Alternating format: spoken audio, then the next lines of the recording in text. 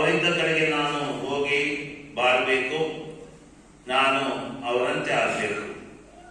ಇದು ದೇವರ ಯೋಜನೆ. ಏನಾಯ್ತು ನೋಡೋಣ. ಮಾನವನ ಮತ್ತು ದೇವರ ಯೋಜನೆಗಳಿಗೆ ಮೊದಲನೇದಾಗಿ ಮಾನವನ ಯೋಜನೆ. ಮಾನವನ ಕನಸು ಏನು? ನಾನು ಇಲ್ಲಿರದೆ ನಾನು ದೇವರಂತೆ ಆಗಬೇಕು, ಅಲ್ಲಿ ಹೋಗಿ ಸೇರ್ಬೇಕು. 3 ಪ್ರಯತ್ನಗಳನ್ನ ಮಾಡಿದ್ದನ್ನ ನಾನು ನಿಮಗೆ ಉಲ್ಲೇಖಿಸ್ತೇನೆ ಇವತ್ತು. ಮೊದಲನೇ ಪ್ರಯತ್ನ ಆತನು ಮಾಡಿದ್ದು ಆದಿಕಾಂಡದ 2ನೇ ಅಧ್ಯಾಯದಲ್ಲಿ ನಾವು ನೋಡ್ತೇವೆ. ಸರ್ವೇಶ್ವರನು ಮಾನವನನ್ನ ರಚಿಸಿ, ಆದಾಮ ಮತ್ತು ಹವ್ವಳನ್ನ ರಚಿಸಿ ಒಂದು ಉದ್ಯಾನವನದಲ್ಲಿ ಅವರನ್ನಿಟ್ಟು, ಈ ಉದ್ಯಾನದಲ್ಲಿರುವಂತಹ ಎಲ್ಲ ಹಣ್ಣುಗಳನ್ನ ನೀವು ತಿನ್ನಬಹುದು, ಮಧ್ಯಕ್ಕಿರುವಂತಹ ವೃಕ್ಷಗಳನ್ನ ಮುಟ್ಟುವುದಕ್ಕೆ ಕೂಡದು ಎಂಬುದಾಗಿ ಆಜ್ಞಾಪಿಸಿದ್ದರು. ಆದರೂ ಕೂಡ ಆ ಮೊದಲನೇ ತಾಯಿ ಏನು ಮಾಡಿದ್ದು? ನೀನು ಈ ಹಣ್ಣನ್ನ ತಿಂದಲ್ಲಿ ದೇವರಂತೆ ಆಗ್ತಿ, ಒಳಿತು ಕೆಡುಕು ನಿನಗೆ ತಿಳಿಯುವುದು ಎಂಬುದಾಗಿ ಆ ವಿಷಜಂತು ಆಕೆಗೆ ಶೋಧನೆಯನ್ನ ನೀಡಿದಾಗ, ಈಕೆಯು ಶೋಧನೆಗೆ ಬಲಿ ಹೋಗಿ ಆ ಹಣ್ಣನ್ನು ತಿಂದುದು ಮಾತ್ರವಲ್ಲದೆ ಪುರುಷನಿಗೂ ತಂದುಕೊಟ್ಟಳು. ಇಡೀ ಮನುಕುಲಕ್ಕೆ ಸಾವನ್ನ ತಂದಿಟ್ಟಳು. ಮೊದಲನೇ ಪ್ರಯತ್ನ ಆಕೆ ಮಾಡಿದ್ದು ನಾನು ದೇವರಂತೆ ಆಗ್ತೇನೆ ಎಂಬುದು ಕನಸು ನುಸಿಯಾಯಿತು. ಇನ್ನು 2ನೇ ಪ್ರಯತ್ನವನ್ನ ಮಾಡಿದ್ದು ಅದೇ ಆದಿಕಾಂಡದಲ್ಲಿ 13ನೇ ಅಧ್ಯಾಯದಲ್ಲಿ ನಾವು ಕಾಣ್ತೇವೆ. ಅದೊಂದು ನಗರ, ಬಾಬೆಲ್ ನಗರ. ಬಾಬೆಲ್ ನಗರದ ಎಲ್ಲಾ ಜನರ ಜೊತೆಯಲ್ಲಿ ಕೂಡಿ ಒಂದು ದಿವಸ ತೀರ್ಮಾನವನ್ನ ಮಾಡಿದ್ರು. ನಾವೊಂದು ಗೋಪುರವನ್ನ ಕಟ್ಟೋಣ. ಎಷ್ಟು ಎತ್ತರವ ಗೋಪುರ ಅಂದ್ರೆ ಅದರ ಅಡಿಪಾಯಿ ಇಲ್ಲಿದ್ರೆ, ನೆಲದ ಮೇಲಿದ್ರೆ ಅದರ ತುದಿ ಹೋಗಿ ಸ್ವರ್ಗವನ್ನ ಸೇರಬೇಕು. ಅಷ್ಟು ಎತ್ತರವಾದ ಗೋಪುರವನ್ನ ನಾವು ಕಟ್ಟೋಣ, ಅಲ್ಲಿಗೆ ಹೋಗಿ ಮುಟ್ಟೋಣ ಎಂಬಂತ ಯೋಜನೆಯನ್ನ ಹಾಕೊಂಡು ಗೋಪುರವನ್ನು ಕಟ್ಟುವುದಕ್ಕೆ ಪ್ರಾರಂಭಿಸಿದರು. ಏನಾಯ್ತು ಗೋಪುರಕ್ಕೆ? ಗೋಪುರ ಇವತ್ತು ಕೂಡ ಕಟ್ಟಿ ಮುಗಿಸಿಲ್ಲ. ಯಾಕೆಂದರೆ ಅಷ್ಟ ತನಕ ಒಂದೇ ಭಾಷೆಯನ್ನ ಆಡ್ತಿರುವಂತಹ ಈ ಜನರಲ್ಲಿ ಅವರ ಈ ಯೋಜನೆಯನ್ನ ಅರಿತಂತ ದೇವರು ಸರ್ವೇಶ್ವರನು ಹಲವಾರು ಭಾಷೆಗಳನ್ನು ಹುಟ್ಟು ಹಾಕಿದನು. ಒಬ್ಬರ ಭಾಷೆ ಮತ್ತೊಬ್ಬರಿಗೆ ತಿಳಿಯದಾಯಿತು. ಹೀಗೆ ಒಬ್ಬರ ಭಾಷೆಯನ್ನು ಇನ್ನೊಬ್ಬರು ಅರ್ಥ ಮಾಡಿಕೊಳ್ಳದೆ ಅಲ್ಲಿ ಗಾರೆ ಕೆಲಸವನ್ನ ಗೋಡೆಯನ್ನ ಮೇಲಕ್ಕೆ ಎಬ್ಬಿಸುವವನು ಮೇಲಕ್ಕಿದ್ದು ಕೆಳಗೆ ಹೋಗಿ ಇಟ್ಟಿಗೆಯನ್ನ ತಂದಾಗ ಈತನಿಗೆ ಅರ್ಥ ಆಗದೆ ಈತನು ನೀರನ್ನ ಕೊಂಡೋಗ್ತಾನೆ. ಹೋಗಿ ಸಿಮೆಂಟ್ ಅನ್ನ ತೆಗೆದುಕೊಂಡು ತಂದಾಗ ಈತನು ಜಲ್ಲಿಕಲ್ಲನ್ನ ಮೇಲಕ್ಕೆ ಕೊಂಡೋಗ್ತಾನೆ. ಹೀಗೆ ತಕ್ಕ ವಸ್ತುಗಳು ತಕ್ಕ ಸಮಯದಲ್ಲಿ ಸಿಗದೆ ಇದ್ದಾಗ ಗೋಪುರವನ್ನ ಕಟ್ಟುವುದಕ್ಕೆ ಅಸಾಧ್ಯವಾಯಿತು. ಗೋಪುರ ಅಲ್ಲಿ ನಿಂತು ಹೋಯಿತು. 2ನೇ ಪ್ರಯತ್ನ ನೀರು ಪಾಲಾಯಿತು. ಇನ್ನು 3ನೇ ಪ್ರಯತ್ನವನ್ನು ಮಾಡಿದ್ದು ಹೊಸ ಒಡಂಬಡಿಕೆಯಲ್ಲಿದೆ. ಅದೊಂದು ದಿನ ಪ್ರಭು ಯೇಸು ಕ್ರಿಸ್ತರು ಬೋಧನೆಯನ್ನ ನೀಡ್ತಾ ಇದ್ರು. ಬೋಧನೆಯನ್ನ ನೀಡಬೇಕಾದ್ರೆ ಒಬ್ಬನು ಯುವಕನು ಓಡೋಡಿ ಬಂದ. ಅಷ್ಟೊಂದು ಆಸಕ್ತಿಯಿಂದ ಬಂದ, ಮೊಣಕಾಲೂರಿದ ಮತ್ತು ಕೇಳಿದ, ಪ್ರಭು, ನಾನು ಸಂಪೂರ್ಣ ಜೀವವನ್ನು ಪಡೆಯಬೇಕಾದ್ರೆ, ಅಂದರೆ ನಿನ್ನಂತೆ ದೇವರಂತೆ ನಾನು ಆಗಬೇಕಾದ್ರೆ, ಸಂಪೂರ್ಣ ಜೀವವನ್ನು ನಾನು ಪಡೆಯಬೇಕಾದ್ರೆ ನಾನೇನು ಮಾಡಬೇಕು? ಅದಕ್ಕೆ ಸರ್ವೇಶ್ವರ ಪ್ರಭು ಆತನನ್ನ ಹೇಳಿದ, ನಿನಗೆ ಕಟ್ಟಳೆಗಳು ತಿಳಿದಿವೆ, 10 ಕಟ್ಟಳೆಗಳನ್ನ ಪಾಲಿಸು. ಈ ಯುವಕನಂತೂ ಹೇಳಿಬಿಟ್ಟ, ನಾನು ಈ 10 ಕಟ್ಟಳೆಗಳನ್ನು ನನ್ನ ಬಾಲ್ಯದಿಂದಲೇ ಪಾಲಿಸಿಕೊಂಡು ಬಂದಿದ್ದೇನೆ. ಯಾರಿಗಾದರೂ ಸಾಧ್ಯ ಇದೆ ಇದನ್ನು ಹೇಳುವುದಕ್ಕೆ? ಇಲ್ಲಿ ಕೂತಂತವರಲ್ಲಿ ಖಂಡಿತವಾಗಿಯೂ ನೀವು ಹೇಳುವುದಕ್ಕೆ ಸಾಧ್ಯವಿಲ್ಲ. 10 ಕಟ್ಟಳೆಗಳನ್ನು ಸಂಪೂರ್ಣವಾಗಿ ನಾನು ಬಾಲ್ಯದಿಂದ ನಾನು ಪಾಲಿಸಿಕೊಂಡು ಬಂದಿದ್ದೇನೆ, ಯಾವುದನ್ನು ನಾನು ಉಲ್ಲಂಘಿಸಲ್ಲ ಅಂತ ಹೇಳುವಂತವ್ರು ಬಹುಶಃ ಇದೆ, ಇವಕ್ಕೆಲ್ಲ ನಾನು ಕೂಡ ಅಲ್ಲ. ಹಾಗಾದ್ರೆ ಈ ಯುವಕನು ನಿಜವಾಗಿ ಒಳ್ಳೆಯ ವ್ಯಕ್ತಿ, ಎಲ್ಲ 10 ಕಟ್ಟಳೆಗಳನ್ನ ಪಾಲಿಸ್ತಾ ಬಂದಂತವನು. ಆದರೆ ಪ್ರಭು ಯೇಸು ಕ್ರಿಸ್ತರು ಅವರನ್ನ ನೋಡಿ ಪ್ರೀತಿಸಿ ಆ ಯುವಕನಿಗೆ ಹೇಳಿದ್ದು ಇಷ್ಟೇ, ನಿನ್ನಲ್ಲಿ ಒಂದು ಕೊರತೆ ಇದೆ, ನಿನ್ನ ಆಸ್ತಿಪಾಸ್ತಿ. ನೀನು ಆಸ್ತಿಪಾಸ್ತಿಯನ್ನ ಇಟ್ಟುಕೊಂಡಿಲ್ಲ, ನಿನ್ನ ಸಂಪತ್ತು ನಿನ್ನನ್ನ ಹಿಡಿದುಕೊಂಡಿದೆ.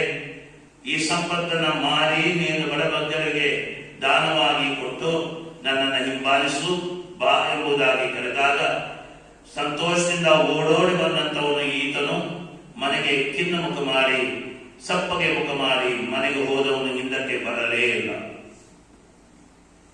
ಮೂರನೇ ಪ್ರಯತ್ನ ಅದು ಕೂಡ ನುಸಿಯಾಯಿತು, ಅದು ಕೂಡ ನೀರು ಪಾಲಾಯಿತು. ಹೀಗೆ ಮಾನವನ ಪ್ರಯತ್ನಗಳು ಎಲ್ಲವೂ ಅಪೂರ್ಣವಾಗಿ ಉಳಿದವು. ಇನ್ನು ದೇವರ ಕನಸನ್ನ ನೋಡೋಣ. ದೇವರ ಅವರಲ್ಲಿ ಒಂದಾಗಬೇಕು, ನಾನು ಮೇಲುತ್ತಿರುವುದಕ್ಕೆ ಕೂಡದು ಎಂಬಂತ ಆತನ ಈ ಯೋಚನೆ. ಮೊದಲನೆಯ ಪ್ರಯತ್ನ ಆತನು ಮಾಡಿದ್ದು ಆದಿಕಾಂಡದಲ್ಲಿ 2ನೇ ಅಧ್ಯಾಯದಲ್ಲಿ ನಾವು ನೋಡ್ತಾ ಇದ್ದೇವೆ. ಮಾನವನನ್ನ ರಚಿಸಿ ಆತನು ಧೂಳನ್ನ ತೆಗೆದುಕೊಂಡು ಮಣ್ಣನ್ನ ತೆಗೆದುಕೊಂಡು ಒಂದು ಮನುಷ್ಯನ ಸ್ವರೂಪವನ್ನು ಮಾಡಿ ಆ ಸ್ವರೂಪಕ್ಕೆ ತನ್ನದೇ ಆದಂತಹ ಉಸಿರನ್ನು ಊದಿದ. ಆ ಮಣ್ಣು ಜೀವಾತ್ಮವಾಯಿತು. ಹೀಗೆ ಮಣ್ಣು ಎದ್ದು ನಿಂತಿತು, ಜೀವ ಅದಕ್ಕೆ ಬಂತು. ಹಾಗಾದ್ರೆ ಈ ಮಣ್ಣಿಗೆ ಕೊಟ್ಟಂತಹ ಉಸಿರು ಸರ್ವೇಶ್ವರನ ಉಸಿರು, ದೇವರ ಉಸಿರು. ಈ ಉಸಿರು ಇವತ್ತು ಕೂಡ ನಮ್ಮಲ್ಲಿದೆ. ನಾವು ಉಸಿರಾಡುತ್ತಿರುವಂತಹದ್ದು ಆ ಉಸಿರು ಏನಿದೆ, ಶ್ವಾಸ ಏನಿದೆ, ಅದು ದೇವರ ಶ್ವಾಸ, ದೇವರ ಉಸಿರು ಅದು.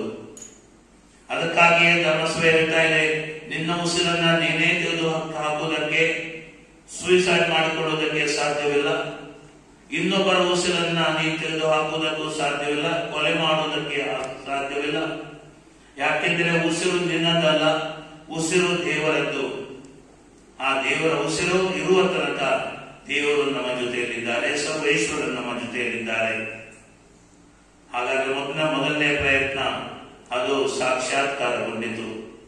ಇನ್ನು 2ನೇ ಪ್ರಯತ್ನ ಅವರು ಮಾಡಿದ್ದು, ನಾನು ಮೇಲಕ್ಕಿರದೆ ನಾನು ಜನರ ಜೊತೆಯಲ್ಲಿ ಅವರಲ್ಲಿ ಒಂದಾಗಿ ಮಾಡಬೇಕು ಎಂಬುದಾಗಿ ಯೋಚಿಸಿದಂತಹ ಸರ್ವೇಶ್ವರ ತನ್ನ ಪುತ್ರನನ್ನ ಕಳಿಸಿಕೊಡ್ತಾರೆ. ಪ್ರಭು ಯೇಸು ಮನುಷ್ಯರಾಗ್ತಾರೆ. ಹೀಗೆ ಮನುಷ್ಯರಾಗಿ ನಮ್ಮಲ್ಲಿ ಒಂದಾಗಿ ಬಾಳ್ತಾರೆ. ಆದರೆ ಮನುಷ್ಯನ ಮಾತ್ರ ಆತನನ್ನು ಉಳಿಸಿಕೊಳ್ಳದೆ ಹೇಗಾದ್ರೂ ಆತನನ್ನ ನಾನು ಕೊಲೆ ಮಾಡಬೇಕು, ಅಳಿಸಿ ಹಾಕಬೇಕು ಎಂಬ ಯೋಜನೆಯನ್ನು ಮಾಡಿಕೊಂಡ. ಹೀಗೆ ಆತನನ್ನ ಶಿಲುಬೆಗೆ ಏರಿಸಿದ. ಆದರೆ ಪ್ರಭು ಯೇಸು ಕ್ರಿಸ್ತರಿಗೆ ತಿಳಿದಿತ್ತು, ಇನ್ನೂ 24 ತಾಸುಗಳ ಒಳಗೆ ನನ್ನನ್ನ ಶಿಲುಬೆಗೆ ಏರಿಸ್ತಾರೆ, ಇವರು ನನ್ನನ್ನ ಅಳಿಸಿ ಹಾಕ್ತಾರೆ ಎಂಬುದಾಗಿ ತಿಳಿದಂತ ಪ್ರಭು ಯೇಸು ಕ್ರಿಸ್ತರು ಏನ್ ಮಾಡ್ತಾರೆ, ಮೊದಲನೇ ದಿವಸ ತನ್ನ ಶಿಷ್ಯರನ್ನ ಕರೆಯುತ್ತಾರೆ. ರೊಟ್ಟಿಯನ್ನ ತೆಗೆದುಕೊಂಡು ತನ್ನ ಶರೀರವನ್ನಾಗಿ ಪರಿವರ್ತಿಸುತ್ತಾರೆ. ದ್ರಾಕ್ಷಾರಸವನ್ನ ತೆಗೆದುಕೊಂಡು ತನ್ನ ರಕ್ತವನ್ನಾಗಿ ಪರಿವರ್ತಿಸಿ, ಇಗೋ ತಿನ್ನು ಕುಡಿ, ಇದು ನನ್ನ ಶರೀರ, ಇದು ನನ್ನ ರಕ್ತ ಎಂಬುದಾಗಿ ಕೊಟ್ಟಂತ ಇವರು ಈ ಅವರ ಶರೀರ ಮತ್ತು ರಕ್ತ ಇವತ್ತು ಕೂಡ ನಮ್ಮ ಜೊತೆಯಲ್ಲಿದೆ. ಪರಮ ಪ್ರಸಾದದ ಮುಖಾಂತರ ಅವರು ನಮ್ಮ ಜೊತೆಯಲ್ಲಿದ್ದಾರೆ. ಅವರನ್ನ ಅಳಿಸಿ ಹಾಕುವುದಕ್ಕೆ ಸಾಧ್ಯವಾಗಿಲ್ಲ. ಶಾರೀರಿಕವಾಗಿ ಅವರನ್ನ ಕೊಂದು ಹಾಕಿದ್ರು ಸರಿ, ಆದರೂ ಕೂಡ ಅವರು ನಮ್ಮ ಜೊತೆಯಲ್ಲಿ ಇಂದೂ ರೊಟ್ಟಿಯ ರೂಪದಲ್ಲಿ ಇದ್ದಾರೆ. ಇದು 2ನೇ ಪ್ರಯತ್ನ, ಅದು ಕೂಡ ಸಾಕ್ಷಾತ್ಕಾರಗೊಂಡಿತು, ಸಫಲಗೊಂಡಿತು.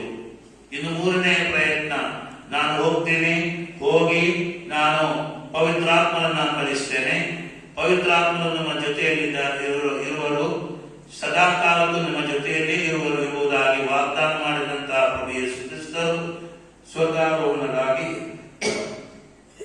ಅವರು 50 ದಿನದಂದು ಪವಿತ್ರಾತ್ಮನನ್ನು ಶಿಷ್ಯರ ಮೇಲೆ ಕಳಿಸಿದರು. ಪರಿಣಾಮವಾಗಿ ಅಷ್ಟ ತನಕ ಹಲವಾರು ಭಾಷೆಗಳನ್ನು ಆಡುತ್ತಿರುವಂತಹ ಜನರು ಒಂದೇ ಭಾಷೆಯನ್ನು ಅರ್ಥ ಮಾಡಿಕೊಳ್ಳುವುದಕ್ಕೆ ಸಾಧ್ಯವಾಯಿತು. ಬೇರೆ ಬೇರೆ ಪ್ರದೇಶಗಳಿಂದ, ಬೇರೆ ಬೇರೆ ದೇಶಗಳಿಂದ ಬಂದಂತಹ ಜನರು ಪೇತ್ರನು ನೀಡಿದಂತಹ ಬೋಧನೆ ಅವರವರ ಭಾಷೆಯಲ್ಲಿ ಅವರಿಗೆ ಅರ್ಥ ಆಯಿತು. ಆ ಸಮಯದಲ್ಲಿ ಅವರಿಗೆ ಅರ್ಥ ಆಗಿಲ್ಲ ಭಾಷೆಗಳು, ಈಗ ಎಲ್ಲರಿಗೂ ಒಂದೇ ಭಾಷೆ ಅರ್ಥ ಆಯಿತು. ಇದು ಪವಿತ್ರಾತ್ಮರ ಪರಿಣಾಮ. ಎಲ್ಲರನ್ನೂ ಜೊತೆಗೂಡಿಸುವಂಥದ್ದು ಪವಿತ್ರಾತ್ಮರು. ಎಲ್ಲರಿಗೂ ಕೂಡ ಬೋಧನೆಯನ್ನು ಅವರವರ ಭಾಷೆಯಲ್ಲಿ ನೀಡುವಂತವರು ಪವಿತ್ರಾತ್ಮರು. ಹೀಗೆ ಪವಿತ್ರಾತ್ಮರನ್ನ ಕಳಿಸಿದಂತಹ ಪ್ರಭು ಯೇಸು ಈ ಪವಿತ್ರಾತ್ಮರು ನಮ್ಮ ಜೊತೆಯಲ್ಲಿದ್ದಾರೆ, ನಾವೇ ಆ ಪವಿತ್ರಾತ್ಮರ ನಿವಾಸಗಳು ಎಂಬುದಾಗಿ ಸಂತ ಪೌಲನು ನಮಗೆ ತಿಳಿಸ್ತಾ ಇದ್ದಾರೆ. ಹೀಗೆ ಪ್ರಿಯ ಸಹೋದರ ಸಹೋದರಿಯರೇ, ದೇವರ ಈ ಪ್ರಯತ್ನಗಳು 3 ಕೂಡ ಸಾಕ್ಷಾತ್ಕಾರಗಳು. ದೇವರು ನಮ್ಮ ಜೊತೆಯಲ್ಲಿದ್ದಾರೆ. ಇಮ್ಮಾನುವೇಲ್, ದೇವರು ನಮ್ಮ ಜೊತೆಯಲ್ಲಿದ್ದಾರೆ. ಕೊನೆಗೆ ಇವತ್ತು ದೃಢೀಕರಣ ಸಂಸ್ಕಾರವನ್ನು ಸ್ವೀಕರಿಸುವಂತ ಮಕ್ಕಳಿಗೆ ಒಂದು ಸುಂದರವಾದ ಕಥೆಯನ್ನ ಹೇಳ್ತೇನೆ, ಕೇಳಿ. ಅದೊಂದು